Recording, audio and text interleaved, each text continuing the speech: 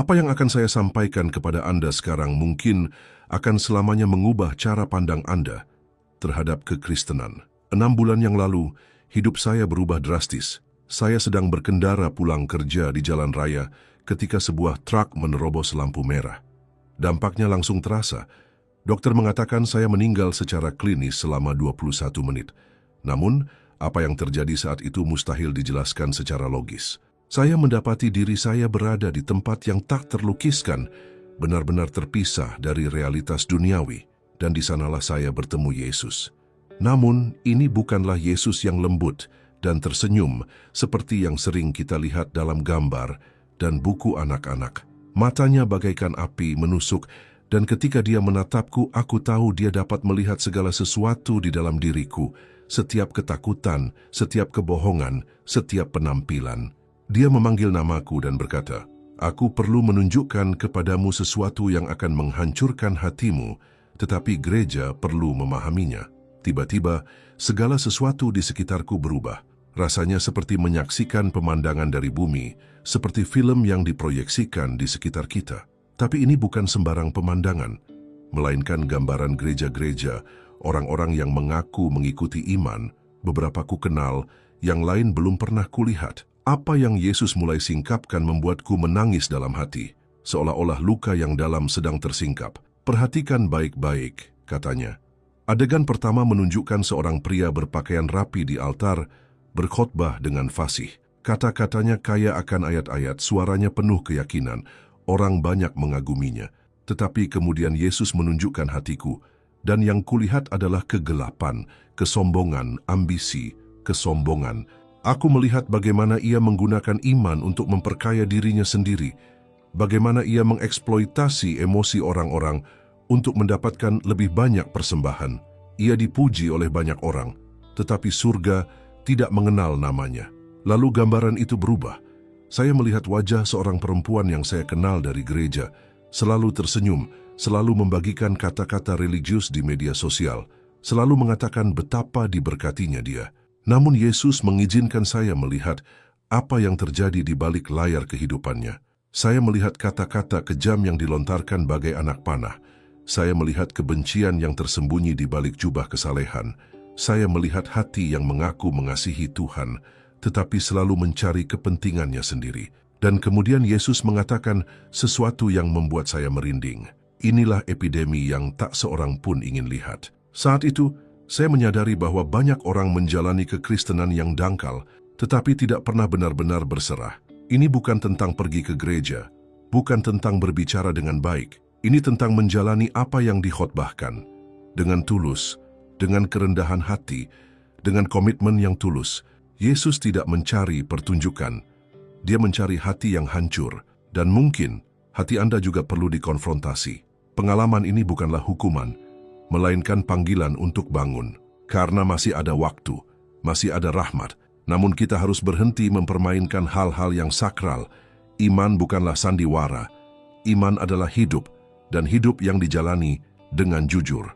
Apa yang Yesus mulai tunjukkan kepada saya sungguh menghancurkan hati saya. Dia berkata bahwa banyak orang memuliakannya dengan bibir mereka, tetapi hati mereka jauh darinya. Sebagaimana tertulis dalam Matius 15:8, mereka pergi ke gereja seolah-olah itu adalah bukti keikutsertaan mereka. Mereka membagikan ayat-ayat seolah-olah itu sudah cukup untuk membuat mereka kudus. Namun dia melihat hati, dan banyak yang belum pernah benar-benar berserah. Saat itu, hatiku mencelos. Tapi Tuhan, pikirku, orang-orang ini tampak begitu religius. Mereka melakukan begitu banyak hal yang berkaitan dengan iman. Lalu dia menatapku dengan ketegasan yang dipenuhi rasa sakit dan berkata, "Aku akan menunjukkan kepadamu apa yang aku katakan di Matius 7:21-23. Aku melihat orang-orang mempersembahkan diri mereka di hadapannya, berkata, 'Tuhan, kami telah bernubuat demi nama-Mu, kami telah mengusir setan, kami telah melakukan begitu banyak perbuatan baik.' Namun jawabannya langsung, 'Aku tidak pernah mengenal-Mu, enyahlah daripadaku, kamu sekalian yang hidup dalam ketidaktaatan.' Kata-kata ini sangat membebani saya. Orang yang mengira mereka selamat, mungkin tidak. Ya, dan dia memberitahu saya dengan jelas, jutaan orang tertipu. Sangatlah mendesak untuk memahami perbedaan antara kekristenan sejati dan kepalsuan. Tiba-tiba, pemandangan di sekitar kami berubah sekali lagi, dan Yesus mulai menunjukkan kepada saya apa yang ia sebut 6 tanda kekristenan palsu. Satu persatu, ia menjelaskan secara mendalam, dan setiap kata terasa seperti kebenaran yang tak bisa lagi saya abaikan. Tanda pertama adalah munculnya iman tanpa transformasi batin. Saya melihat seorang pria bernama Miguel, seorang pemimpin yang dihormati di komunitasnya. Ia tahu cara berdoa, ia mengenal kitab suci, ia melayani dengan penuh dedikasi. Namun, di dalam hatinya, ia adalah pribadi yang berbeda. Yesus menunjukkan kepada saya pergumulannya yang tersembunyi, kecanduannya pada pornografi, hatinya yang dipenuhi kesombongan dan amarah. Ia telah belajar untuk bertindak seperti seorang Kristen, tetapi ia belum pernah benar-benar diubahkan. Yesus menjelaskan kepada saya, ketika seseorang sungguh-sungguh menemukan aku, ia menjadi ciptaan baru.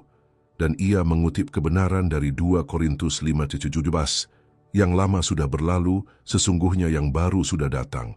Jika seseorang mengatakan telah diselamatkan, tetapi tetap hidup persis seperti sebelumnya, ada sesuatu yang sangat salah.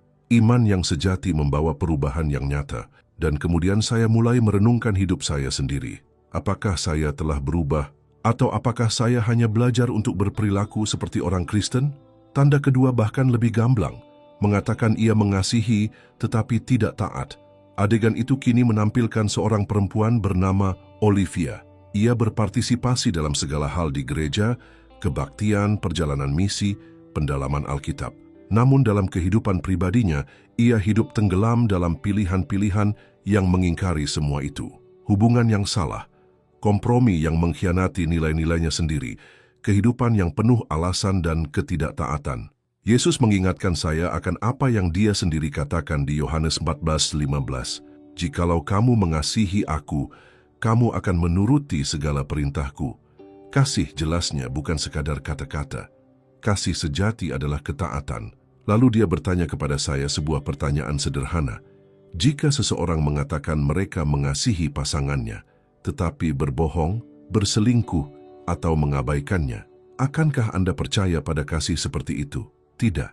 Namun, jutaan orang mengatakan mereka mengasihi Tuhan, tetapi hidup seolah-olah dia tidak ada. Kebenaran-kebenaran ini sangat menyentuh saya. Saya merenungkan betapa seringnya saya menyatakan cinta saya kepada Yesus, lalu melakukan apapun yang saya inginkan. Saat itu, semua yang saya pikir saya tahu mulai runtuh. Karena mengasihi Tuhan bukanlah perasaan yang indah. Itu adalah keputusan sehari-hari yang dibuat dalam hati dengan tindakan. Itu adalah hidup untuk menyenangkannya bahkan ketika tak seorang pun melihat. Dan itulah yang dia cari. Bukan kesempurnaan, melainkan kebenaran. Kebenaran yang dimulai dari hati. Saat Yesus berbicara, pikiranku mulai mengingat kembali saat-saat aku menyerah. Berapa kali aku mengalah dengan berkedok akal sehat. Berapa kali aku mengabaikan peringatan lembut itu karena aku tak ingin melepaskan sesuatu. Dan kemudian, dia menunjukkan kepadaku tanda ketiga dari kekristenan palsu. Ketika seseorang lebih sibuk dengan agama daripada hubungan sejati dengannya. Aku melihat seorang pria bernama Ricardo. Dia tak pernah absen dari kebaktian, menyumbang dengan murah hati, dan aktif dalam kegiatan gereja. Namun ketika Yesus menyatakan isi hatinya, aku terkesima. Tidak ada persekutuan sejati di sana, hanya rutinitas. Dia mengenal gereja, tetapi tidak mengenal Kristus sendiri. Mustahil untuk tidak memikirkan orang-orang Farisi. Mereka juga terobsesi dengan ritual dan aturan, tetapi mereka tak pernah dekat dengan hati Tuhan. Yesus berkata dengan jelas, agama tanpa hubungan hanyalah cangkang kosong. Dia tidak mencari orang yang sekadar mengikuti protokol. Dia menginginkan keintiman. Dia ingin dikenal. Dia ingin berjalan bersama kita. Dan saat itulah rasa mual emosional itu muncul. Seberapa banyak perjalanan hidup saya sebenarnya adalah hidup bersamanya. Dan seberapa banyak yang hanya sekadar kebiasaan. Selanjutnya, dia menyingkapkan tanda keempat kepada saya.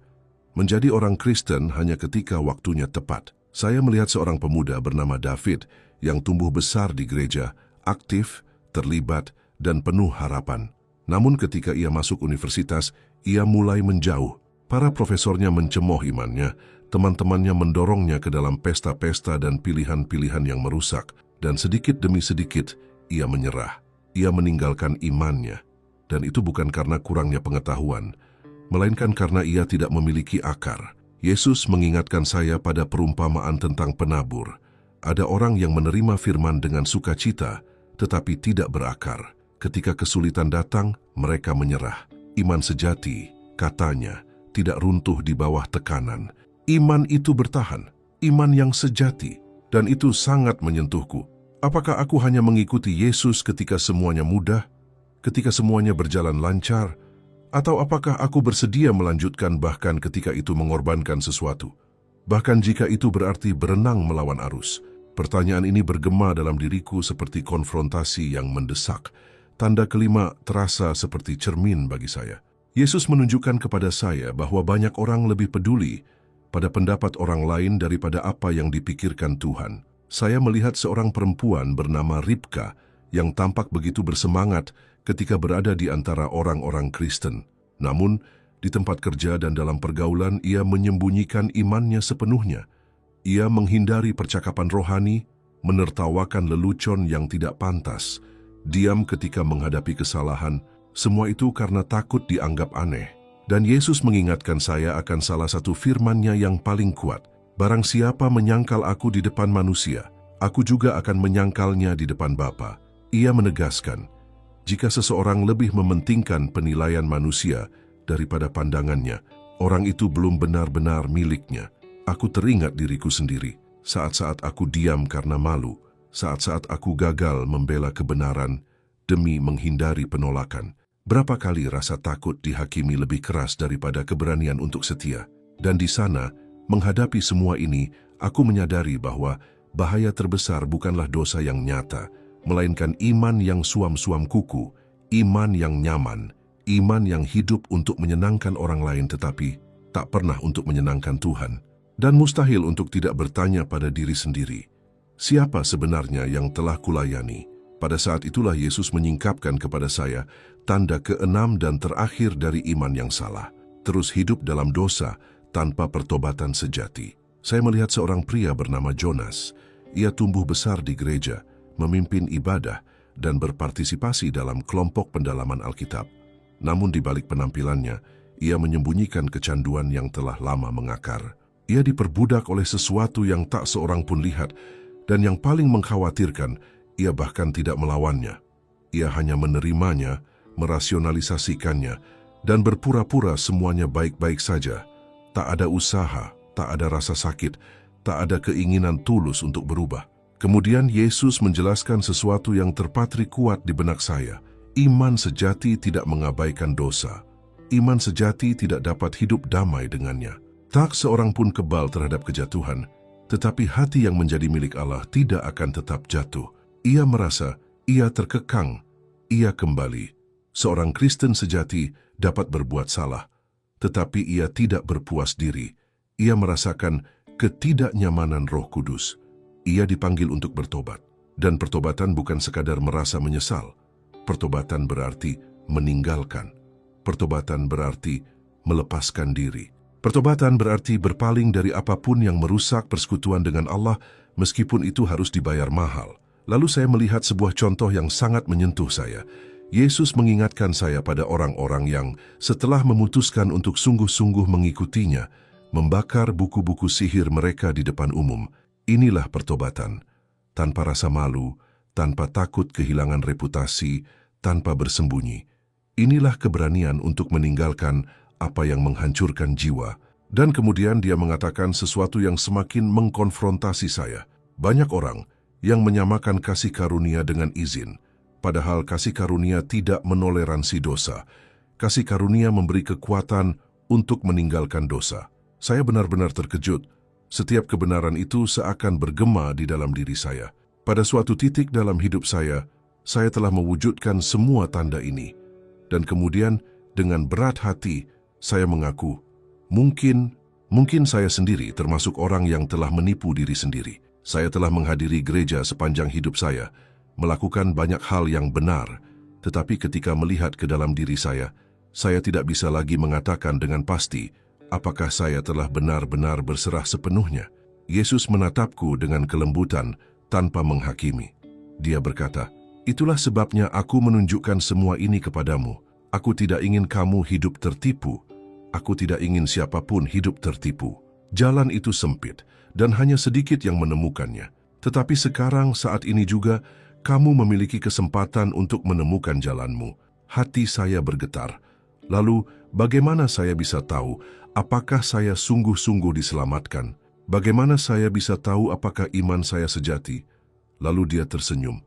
Dan dalam senyum itu, untuk pertama kalinya sejak awal pengalaman itu, saya merasakan kedamaian. Dan dia berkata kepada saya, "Mari, aku akan menunjukkan kepadamu seperti apa rupa seorang Kristen sejati." Pemandangan berubah, dan saya melihat orang-orang yang berbeda. Mereka tidak memiliki cahaya buatan atau postur tubuh yang sempurna. Ada sesuatu di mata mereka, cahaya yang halus namun tetap, semacam ketenangan yang tak ternilai. Yesus menunjuk seorang pria biasa. "Lihatlah orang ini, namanya Petrus. Dia telah mengikuti aku selama lebih dari 30 tahun. Ketika saya melihat ke dalam hati Petrus, saya melihat sesuatu yang sama sekali berbeda dari yang pernah saya lihat. Hatinya bersih, hatinya berserah, hatinya benar. Saya mengamati kesehariannya. Ketika ia dicobai, ia bergumul. Ketika ia berbuat salah, ia bertobat dengan tulus. Ia membaca kitab suci bukan karena kewajiban atau untuk memamerkan pengetahuannya, melainkan karena ia ingin mengenal saya. Doa-doanya tidak dihafal. Ia berbicara kepada saya seperti seseorang berbicara kepada sahabat karib, dan bahkan ketika ia disakiti, ia tetap taat. Bahkan ketika ia harus membayar harganya, ia tetap teguh. Yesus kemudian menjelaskan kepada saya, seorang Kristen sejati menghasilkan buah. Dan buahnya bukan teori, melainkan buah yang terlihat. Kasih, damai sejahtera, kesabaran, kemurahan, iman, kelembutan, penguasaan diri, bukan kesempurnaan mutlak, melainkan keteguhan. Inilah yang dijalani Petrus. Dan untuk pertama kalinya, saya mengerti arti sungguh-sungguh mengikuti Yesus. Bukan tentang mengetahui lebih banyak, melainkan tentang berserah lebih banyak, melainkan tentang menghasilkan buah, bahkan ketika tak seorang pun melihat. Yesus kemudian menunjukkan wajah seorang perempuan bernama Maria. Ada sesuatu yang berbeda pada dirinya. Itu bukan kesempurnaan, juga bukan penampilan kekudusan, melainkan ketulusan. Ia mengasihi musuh-musuhnya dengan ketenangan yang meluluhkan hati. Ia melayani kaum miskin dengan kesederhanaan. Ia menghormati firman dengan hidupnya, bukan hanya dengan hafalan. Ia berjalan dengan rendah hati, tanpa perlu tepuk tangan. Ketika Roh Kudus menegurnya, ia mendengarkan. Ketika Tuhan memintanya untuk berserah diri, ia taat. Ia bukan seorang Kristen yang berpura-pura. Ia adalah seseorang yang telah diubahkan secara mendalam, dan di hadapan gambar itu, hatiku hancur. Aku memandangnya dan berpikir, aku ingin seperti itu, tapi mungkin sudah terlambat. Aku sudah begitu lama hidup dalam penampilan. Namun Yesus dengan lembut meremas tanganku dan berkata, "Selama engkau masih bernapas, tidak ada kata terlambat. Tetapi engkau perlu memahami apa arti keselamatan sejati. Keselamatan sejati bukanlah mengulang-ulang doa yang indah. Keselamatan sejati bukanlah berjalan menuju altar dalam sebuah ibadah. Keselamatan sejati adalah berserah sepenuhnya. Keselamatan sejati adalah mati bagi dirimu sendiri dan membiarkan aku hidup di dalammu." Dengan hati gelisah saya bertanya, bagaimana cara kerjanya dalam praktik? Dan kemudian dia mulai mengajari saya dengan jelas apa itu iman sejati, dan saya tahu saya perlu menaati setiap firman, bukan hanya untuk diri saya sendiri, tetapi untuk dibagikan kepada mereka yang masih tersesat. Seorang Kristen sejati tidak hidup dengan autopilot. Ia senantiasa memeriksa dirinya sendiri. Ia mempertanyakan hidupnya, hatinya, dan niatnya. Ia bertanya pada dirinya sendiri, apakah hidupku mencerminkan kekudusan? Apakah aku mengasihi musuhku? Apakah aku melayani mereka yang tidak bisa memberiku apapun? Apakah aku menepati janjiku? Apakah aku hidup dengan rendah hati? Ia tidak puas dengan dosa. Ia berjuang. Ia mengambil sikap. Ia tidak mencari-cari alasan. Ia tidak merasionalisasi. Ia menempatkan segalanya di atas Tuhan dan memohon kekuatan untuk berubah.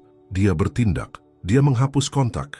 membatalkan akses, mengubah lingkungannya, dan memutuskan hubungan dengan hal-hal yang membebaninya.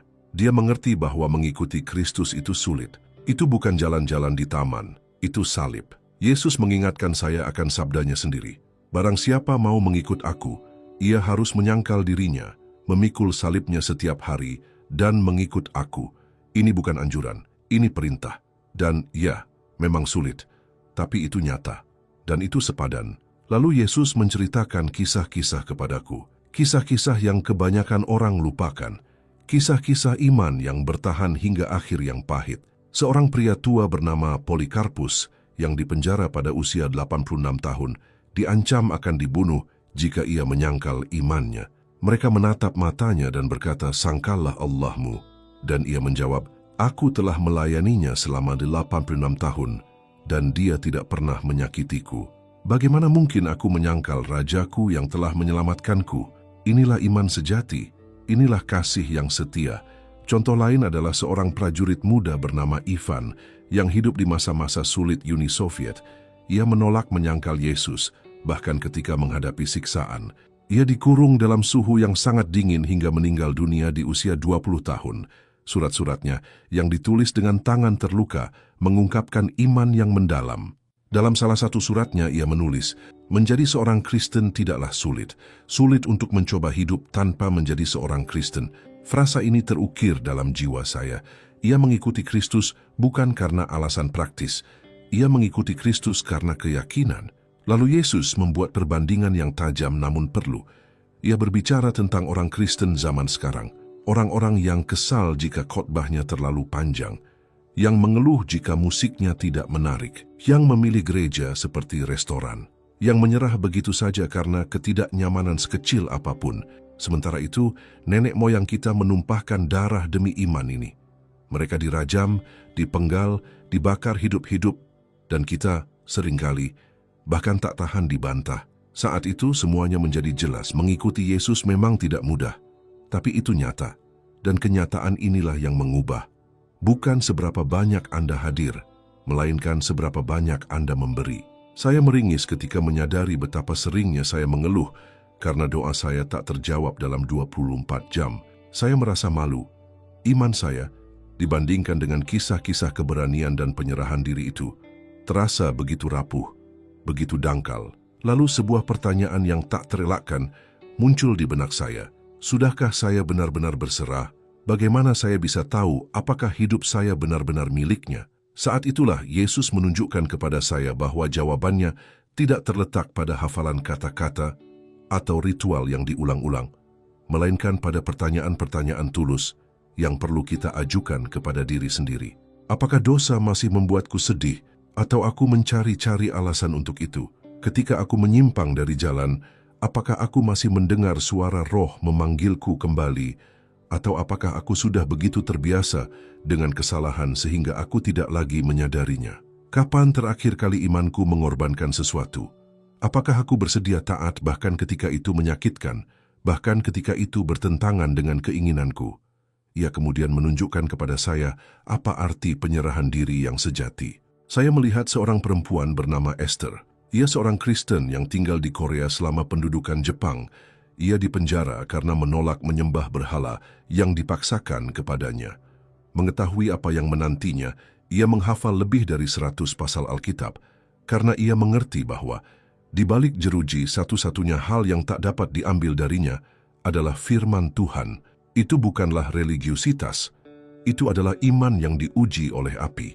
Lalu saya membaca kisah seorang pria yang menghabiskan 14 tahun di penjara komunis hanya karena berbicara tentang Yesus. Di dalam, orang-orang Kristen mempertaruhkan nyawa mereka untuk dipukuli hanya demi saling berbisik ayat-ayat. Mereka tahu bahwa kehadiran Tuhan lebih penting daripada kenyamanan. Inilah iman yang tak bisa dipalsukan dunia. Dan saat itulah semuanya menjadi masuk akal.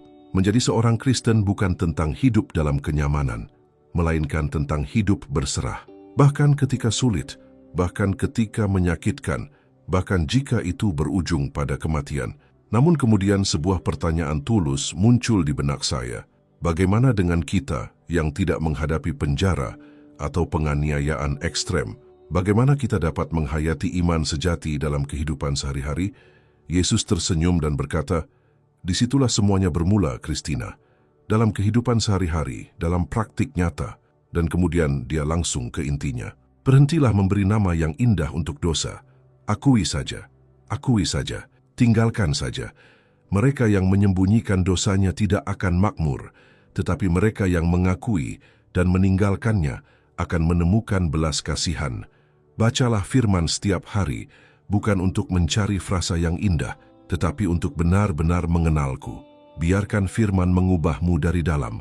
Kelilingi dirimu dengan orang-orang yang hidup dalam kekudusan, bukan hanya membicarakannya. Besi menajamkan besi. Jika sahabat-sahabat terdekatmu tidak membantumu bertumbuh secara rohani, mungkin inilah saatnya untuk mencari jalan baru. Belajarlah kembali untuk mendengar suaraku melalui doa dan puasa. Banyak yang berkata mereka tidak mendengarkanku, tetapi mereka tidak pernah duduk bersamaku dalam keheningan. Melayanilah, jangan hanya duduk di bangku gereja menunggu. Iman adalah tindakan. Carilah mereka yang hancur, yang terlupakan, mereka yang membutuhkan kasih. Sembahlah saat sulit, taatlah saat mahal, maafkanlah saat tidak adil, kasihilah saat terasa mustahil. Di saat-saat seperti inilah iman menjadi nyata. Lalu dia menatap mataku dan berkata sesuatu yang takkan pernah kulupakan. Di atas segalanya, kasihilah. Itulah caramu tahu bahwa kau milikku. Bukan lewat ucapan, bukan lewat gelar, melainkan lewat kasih. Kasihlah tanda seorang murid sejati. Saat itu, hatiku serasa mau meledak. Seolah harapan dan penyesalan berjalan beriringan dalam diriku. Aku ingin menjadi nyata. Aku ingin menjadi nyata. Aku tak lagi ingin hidup dengan penampilan. Aku hanya ingin menjadi bagian dari diriku, jiwa dan raga, tanpa keraguan, tanpa topeng, tanpa kebohongan. Aku hampir tak bisa bernapas ketika mendengar kata-kata yang menusuk jiwaku bagai pedang. Aku tak pernah mengenalmu. Seolah-olah Yesus berkata bahwa bahkan dengan semua gestur religiusku, aku tak pernah benar-benar berserah. Dan kemudian, dengan ketegasan penuh belas kasihan, dia memanggilku untuk berserah sepenuhnya. Berhentilah berpura-pura, berhentilah bertindak untuk orang lain. Berikanlah seluruh hatimu, bukan hanya bagian yang kau anggap aman. Seketika, pikiranku dipenuhi kenangan. Bagaimana dengan tahun-tahun yang kujalani dalam penampilan? Bagaimana dengan orang-orang yang mungkin kukira sebagai contohku yang hampa? Namun dia, dengan tatapan yang memadukan kebenaran dan kelembutan, menjawab hatiku, "Kasih karuniaku cukup, darahku menutupi segala dosa orang-orang yang sungguh-sungguh bertobat." Namun pertobatan sejati berarti mengatakan cukup. Cukup dengan iman yang suam-suam kuku. Cukup dengan hidup untuk dirimu sendiri, sambil mengaku hidup untukku. Saat itulah aku berlutut di hadapannya, dan tanpa topeng, tanpa permintaan maaf, tanpa keraguan, aku menyerahkan segalanya. Harga diriku, reputasiku, keinginanku untuk menyenangkan orang lain, keinginanku, kenyamananku, segalanya. Aku tak lagi ingin menjadi orang Kristen palsu. Aku ingin menjadi orang Kristen sejati. Dan tepat saat kata-kata itu meninggalkanku, sesuatu yang supernatural terjadi. Kehangatan lembut mengalir di sekujur tubuhku, seolah setiap bagian diriku sedang dimurnikan, dibersihkan dari dalam. Semua rasa bersalah, semua beban, semua rasa malu yang telah menghantuiku selama bertahun-tahun lenyap begitu saja. Namun, yang paling menyentuhku bukanlah rasa ringan itu, melainkan cinta itu. Cinta untuk Yesus yang belum pernah kualami sebelumnya. Cinta yang membuatku ingin taat, melayaninya, hidup sepenuhnya untuknya. Itu bukan perasaan sesaat, itu adalah sesuatu yang mendalam, yang menggetarkan segala sesuatu dalam diriku. Lalu dia berkata, "Inilah arti keselamatan, inilah arti dilahirkan kembali. Kamu bukan orang yang sama seperti 5 menit yang lalu." Dan saya, dengan air mata berlinang dan hati yang meluap-luap karena sukacita, berkata, "Aku tahu, aku merasakannya, semuanya berbeda sekarang." Dia menatap saya dengan senyum damai dan menambahkan, "Sekarang kamu harus kembali. Kamu perlu memberitahu orang lain apa yang telah kamu pelajari. Bicarakan tentang perbedaan antara kekristenan sejati dan kekristenan palsu. Biarkan mereka tahu bahwa banyak yang berpikir mereka telah diselamatkan, tetapi mereka salah. Tetapi juga beritahu mereka bahwa masih ada harapan. Beritahu mereka bahwa kebenaran itu mungkin jika ada penyerahan diri sepenuhnya. Saat itulah rasa takut mencengkeramku. Bagaimana mereka akan percaya padaku? Bagaimana mereka akan tahu ini nyata? Dan Yesus menjawab dengan ketenangan seseorang yang mengenal setiap hati. Mereka akan tahu dari perubahan dalam hidupmu. Kau kembali berbeda, Christina. Kau kembali dengan iman sejati, dengan kasih sejati, dengan penyerahan diri sejati. Hidupmu akan menjadi bukti atas apa yang terjadi di sini. Sebelum berpamitan, dia memberi saya satu peringatan terakhir. Peringatan itu mengingatkan saya pada firman yang diucapkan dalam kitab Wahyu. Aku tahu segala pekerjaanmu, engkau tidak dingin dan tidak panas, dan karena engkau suam-suam kuku, aku akan memuntahkan engkau dari mulutku. Dia terus terang, Anda tidak bisa hidup dengan satu kaki di dunia dan kaki lainnya di dalam iman. Kekristenan bukanlah kebiasaan musiman. Kekristenan adalah komitmen seumur hidup. Dan kemudian dengan nada yang memadukan urgensi dan kelembutan, dia berkata, Aku akan kembali, dan aku tidak akan kembali untuk pengagum biasa. Aku akan kembali untuk mempelai wanita yang murni, siap, dan mencintaiku. Saat itulah di kejauhan, aku mendengar suara memanggil namaku. Christina, Christina, suara itu semakin keras, semakin mendesak. Sudah waktunya untuk kembali. Dan kemudian dia berkata kepadaku, dengan tegas dan penuh kasih, Christina, ingatlah semua yang telah aku tunjukkan kepadamu. Dan pada saat itu, semuanya menjadi gelap, tetapi api yang dia nyalakan dalam diriku tak pernah padam. Segala yang dia tunjukkan kepadaku tak bisa kusimpan sendiri. Itu mendesak. Aku perlu membagikannya kepada orang lain. Karena takdir kekal banyak orang bergantung pada pemahaman akan perbedaan antara kekristenan yang dangkal dan iman yang sejati. Dan saat itu, masih dengan air mata berlinang aku berjanji, aku akan menceritakannya. Aku akan sungguh-sungguh menjalani ini. Lalu dia mengatakan sesuatu yang terukir dalam jiwaku. Christina, kali ini, hiduplah sungguh-sungguh, tanpa topeng, tanpa akting. Hiduplah dengan berserah diri, hiduplah dengan tulus. Hiduplah seperti seseorang yang sungguh-sungguh mengasihiku. Hal berikutnya yang kuingat adalah membuka mataku di ranjang rumah sakit. Tubuhku terasa berat, seolah-olah aku hidup kembali setelah melintasi gurun. Para perawat dan dokter berdiri di sekitarku, terkejut. Mereka bilang jantungku berhenti berdetak selama 21 menit. Mereka hampir menyerah untuk menyadarkanku. Namun aku tak lagi sama. Perempuan yang berpura-pura menjadi seorang Kristen, yang terlihat baik bagi orang lain, namun hidup untuk dirinya sendiri, telah meninggal di sana. Aku telah dilahirkan kembali, sungguh-sungguh kali ini. Bukan dengan mengulang-ulang doa atau berjalan menyusuri lorong, melainkan dengan berserah sepenuhnya.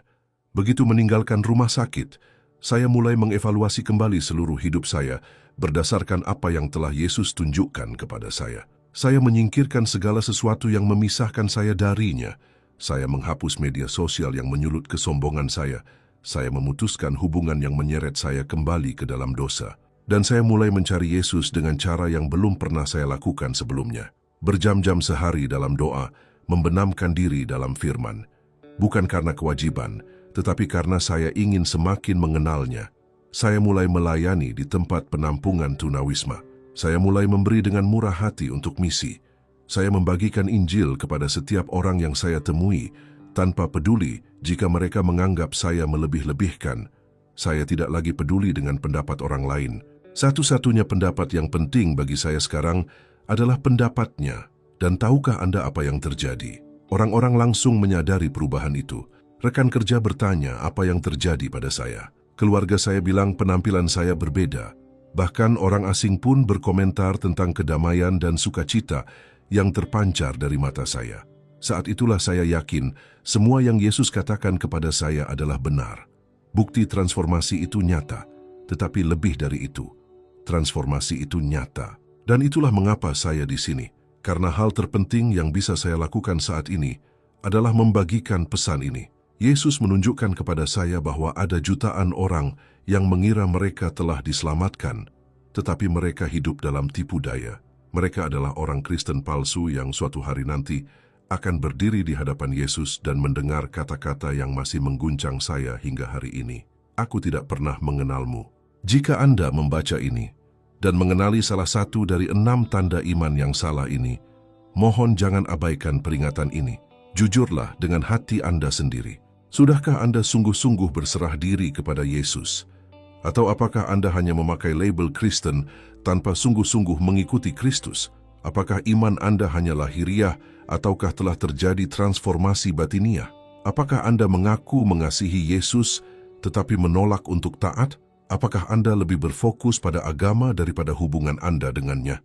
Apakah Anda hanya menjadi orang Kristen saat dibutuhkan?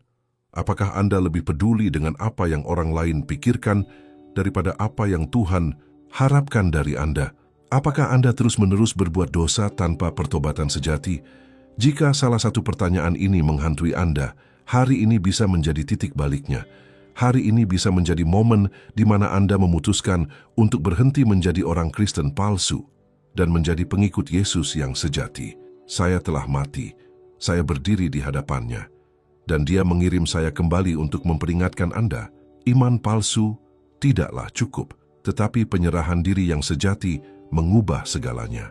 Pilihlah untuk menjalani iman yang sejati, karena Yesus, Dia masih menantikan Anda.